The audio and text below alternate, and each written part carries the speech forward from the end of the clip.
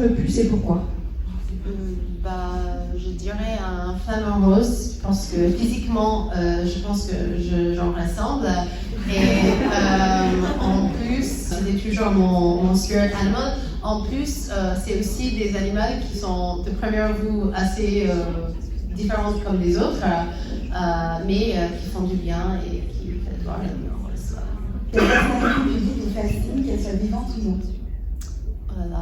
Il y en a tellement. Kobe Bryant qui est mort ce week-end et fait que son greatness, ce qu'il donne, c'est vraiment ce qu'il a donné au monde et à la fin de la journée, ce qu'il dit sur lui en ce moment, c'est pas forcément, il raconte pas le match où il a fait ça et ça, ils disent mais il y avait une fois, on était ensemble et on discutait de ça, il m'a parlé de ça, donc en fait, c'est vraiment cette idée que des gens qui me fascinent et qui m'inspire, c'est des gens, je ne sais pas qui l'avait dit, mais c'est pas, it's not what you do, it's how you make people feel. Donc à la fin de votre journée, les gens, ils vont se souvenir de comment eux, ils sentent quand ils sont avec vous. Donc je pense que c'est vraiment une bonne chose pour inspirer. Si vous pouviez garder qu'un seul aliment dans votre alimentation, ce serait lequel? Oh my God. On me pose cette question très souvent, c'est très difficile. S'il fallait choisir la noix de coco, ça veut dire que je pouvais le consommer en tant qu'eau, l'eau de coco qui est la chose la plus hydratante au monde. En plus, ce qui vient avec l'huile de coco, c'est qu'on peut le consommer, mais on peut également le mettre sur tout le visage, le corps, partout. Donc ça c'est multifonctionne et je l'adore. Plutôt salé ou sucré? Sucré. Quel super pouvoir vous rêver d'avoir? Non, j'ai l'impression de faire Miss France, Miss America en fait. Non, mais c'est vraiment ça, c'est de pouvoir aider tout le monde, de pouvoir toucher quelqu'un et de tout de suite, s'ils souffrent d'une maladie de leur carrière, s'ils ont besoin de quelque chose, de leur aider.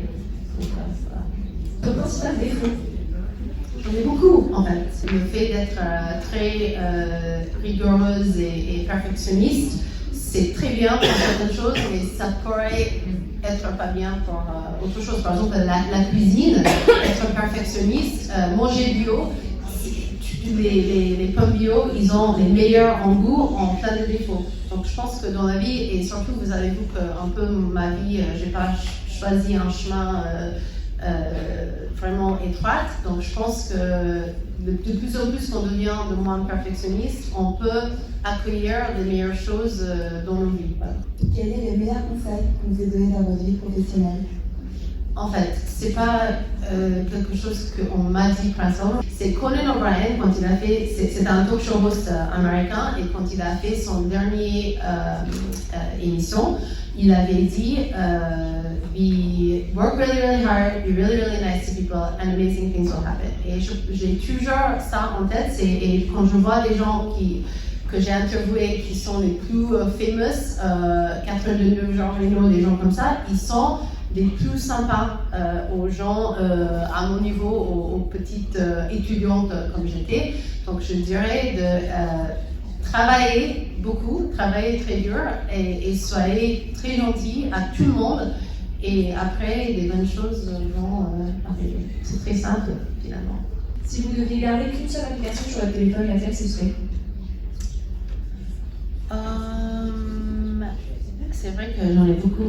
Je dirais Google Maps parce que voilà, j'ai une très mauvaise sens. L'autre défaut, c'est que j'ai une très mauvaise sens. Vous devez choisir qu'un seul mot pour vous définir?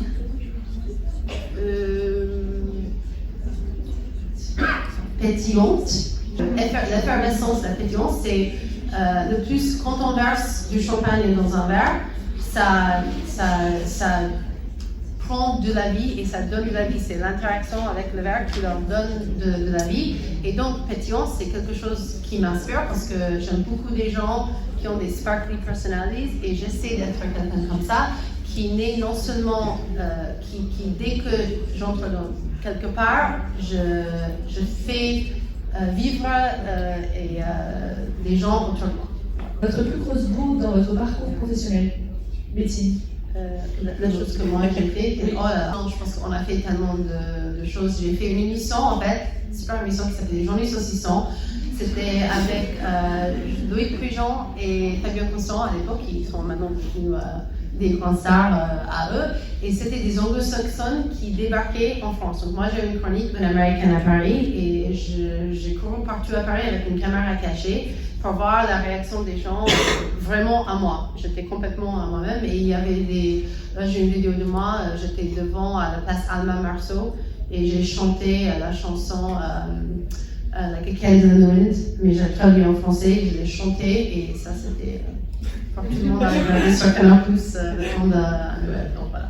Il ne faut pas avoir peur d'être soi-même et de faire des bêtises parce qu'en fait, c'est justement une émission que je rêve de faire, une application que je rêve de faire, c'est interviewer tous les gens qui ont réussi. Bien sûr que dans les interviews, ils vont parler moi j'ai eu ça et ça m'a rendu la personne que je suis aujourd'hui, mais vraiment de parler des gens, de leur faillite, de leur plus grande faillite de la vie et leur plus grosse bêtise, parce que normalement c'est ça qui leur pousse à faire des choses bien. Donc faites des bêtises. De quel objet ne pouvez-vous pas vous passer? Un objet, je sais pas, mon téléphone, je dirais, mon coussin pour bien dormir, parce que dormir c'est très important. La phrase qui vous agace? Justement, le marketing de Nike, qui était très très bien dans les années, je ne sais pas quand c'était fondé, mais surtout les années 90, je pense, Just Do It. Parce qu'en fait, je pense qu'on vit dans un monde où on est obsédé avec faire les choses. Le plus busy qu'on soit maintenant avec les réseaux sociaux, on regarde et on se dit moi j'ai rien fait ce matin, j'ai juste pris mon petit déj, je suis allée à l'école et on a l'impression que les autres personnes ont réussi à changer le monde. Donc je pense que ça m'agace et quand les gens disent non mais continue, do it. Non, mais je pense que de plus en plus il faut qu'on just be it, just don't do it, mais faites quelque chose qui vous plaise. Voilà.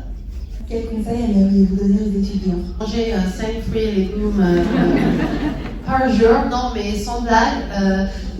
Votre santé et l'état, votre bonheur, l'état où vous êtes, le plaisir, ça semble très égoïste ou selfish, comme on dit, mais en fait, il faut que vous soyez bien dans votre peau, vous sentir bien, et c'est là où ce qui va vous inspirer à faire des bonnes choses et à aider les autres. Donc, tout commence chez soi, chez vous et à l'intérieur, et ça permet de faire vraiment des bonnes choses. Si vous n'avez pas fait ce métier, lequel auriez-vous aimé faire?